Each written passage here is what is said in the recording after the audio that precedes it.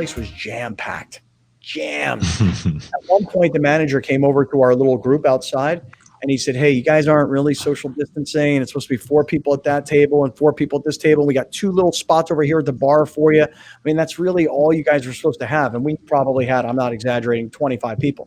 And we were packed. Now, they were our 25 people, and we were packed. But there was 100 other people in the restaurant.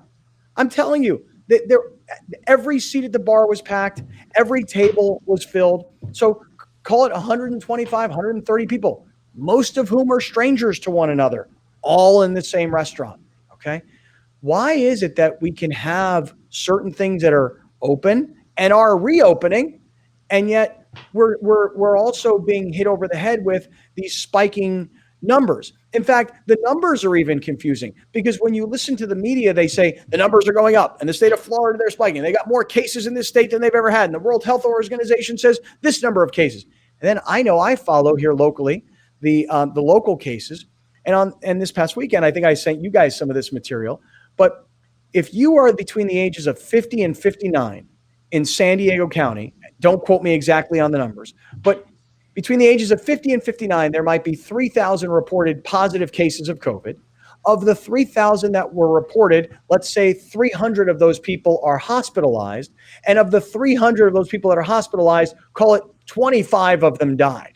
Okay, so 25 of 3,000 in this age range. My point is, 3,000 is a small number and 25 is a small number. It doesn't. I'm not trying to say, hey, lives don't matter and let's just throw them all away and get everybody COVID. And if you're sick, screw you, you're dead. I'm not saying that. I'm just saying that the numbers are hard to kind of resolve. If on one hand you're going, these numbers don't sound like I'm going to get it. It doesn't sound like it's going to come to my front door. And then you hear these other spiking numbers and you think to yourself, shit, maybe they shouldn't play in the NFL season. Maybe they shouldn't play the baseball season. I will say this. I'm freaking confused. It's confusing. It'll be totally dependent. It'll be totally dependent on the organization. If the Dallas Cowboys have a proper plan in place, I think the Dallas Cowboys will be fine. If the Jets don't, then they won't. Like, this is no different than any other restaurant and a manager coming over to you and saying, hey, you guys got too many people at this table. You're supposed to be social distancing. You're not. It's about how the organization handles it. Because I can tell you right now, all these college players already getting it. The college campus is the perfect environment to see if this would actually work. They already have dorms. You can tell them not leave, and they have to listen to you because they're under your control. You're a college athlete.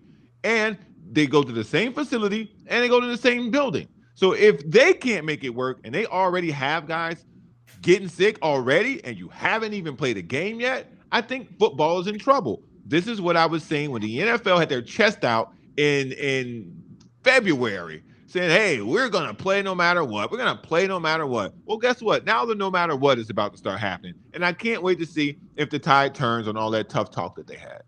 What's interesting, Scott, is like the real life question is the confusing one to me, because I agree with you that it's the officials are telling us we're open, and there's no turning back now, but the coronavirus is coming.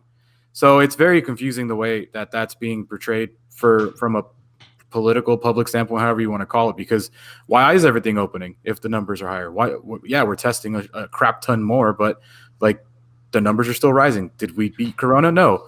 As far as the college thing goes, dude, I think the UCLA players nailed it on the head, man. When the UCLA players demanded that a third party oversee the coronavirus protocols, that's the way to do it, man. Because I'm telling you right now, Clemson, LSU, all these schools that are like, yeah, our players got it. I guarantee you, they're like, let's just get everybody to get it and let's move past this thing, because most likely, 99.9% of our football players are going to be just fine. So let's just get it over with. So just again, the numbers being confusing. Take a listen to this. This is from late last week. This is here in San Diego County.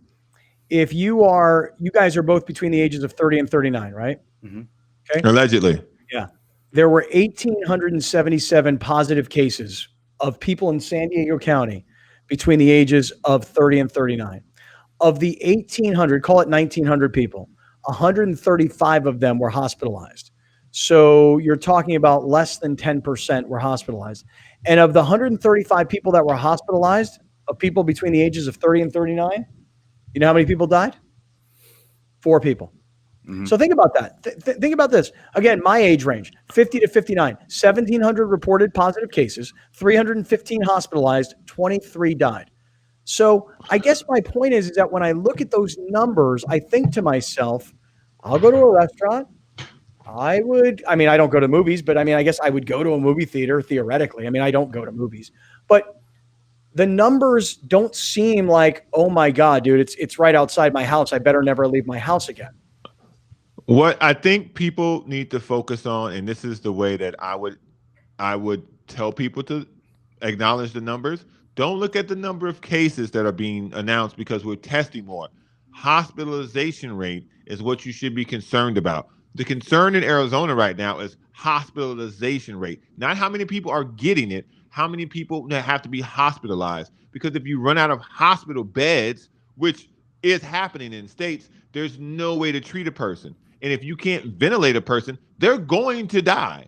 And that's the point where people are trying to avoid. You bring up a great point. That's what Gavin Newsom said too. Is like it's our numbers are here with hospitalizations. They're pretty steady. That's why we're still doing it. I'm looking at some other charts that were also late last week, and hospitalization now today in mid to late June is up significantly from where it was in mid-March when we all started this, right? But it's been hockey stick. I mean, it's been going up, straight up from the time we started.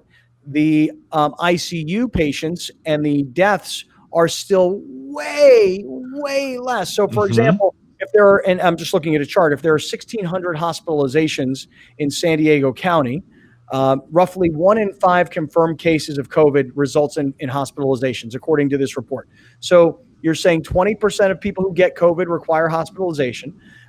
And of the numbers, 1,600 hospitalizations, about 250 deaths, and about 425 in ICU. So I guess for me, where I'm having a hard time figuring this stuff all out is this. I'd like to go back to life.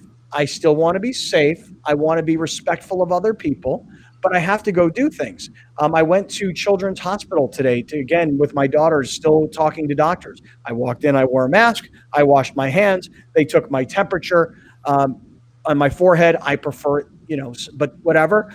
They took my temperature and I walked in and, this is the new safety protocol. But Scott, I think the point of the thing that we're missing here in this conversation is let's look at Florida and let's look at Arizona, where the governors did not mandate wearing masks, where the governors opened everything back up pretty much right away, where there really isn't too many mandated restrictions. There's recommendations, there's not mandated restrictions. I think that's the biggest thing is like if we're going to open things up, you have to do it a certain way. Because you're seeing in Florida and Arizona what happens when you just say, screw it, let's go back.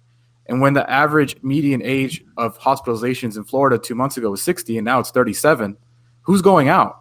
Who's living their life? It's younger people. It's the ones not taking precautions. And I think that's what we're forgetting. If we ignore it and pretend that Corona is not a real thing and we all go back to normal, let's look at Arizona and Florida. I mean, it's right in front of us. And we said this on the show. We were like, dude, let's let them be the guinea pigs. And guess what? They're the guinea pigs. Yeah, that's right.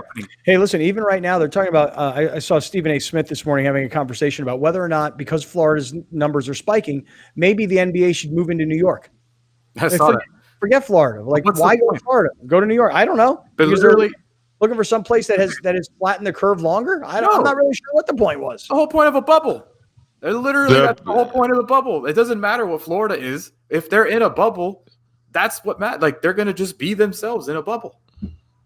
The discussion of where to have it was specifically put there is because they can place everyone there and not worry about them interacting with people outside of that the Disney World. That was the whole point. If you move it to New York, you're screwed because you're not going to keep these guys in a house in New York. Are you crazy? Now, you might be able to do that in Orlando, Florida, because if you're in the NBA, Orlando, Florida ain't really a hotbed for you. And dude, if they go to, and I'm not trying to assume what NBA players are going to do, and saying they're going to leave because obviously there's penalties if you do leave the bubble. But let's just say, like, if I'm me and I'm in this bubble in Orlando, I feel safe in this bubble. If my ass steps outside and it's a hotbed of Corona out there, I'm less likely to go outside. You send me to New York and I'm in this bubble and I see nightlife and restaurants and things and that, I'm like, maybe I'll risk trying to go outside for a little bit.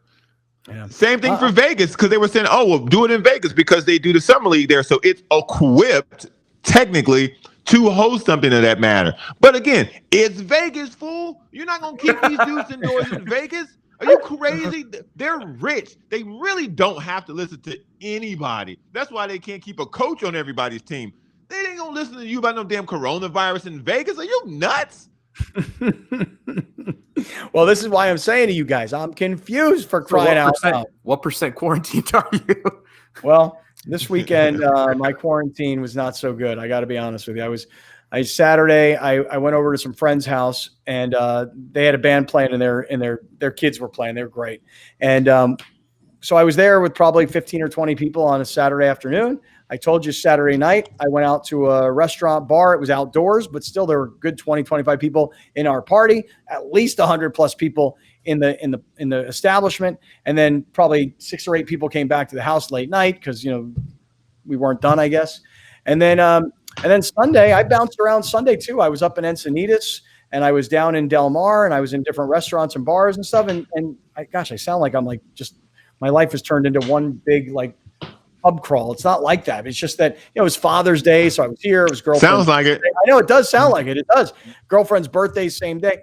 So 0%. So I would say that this weekend, my percentage of quarantine was very low. Not to mention, I was already in Children's Hospital this morning. So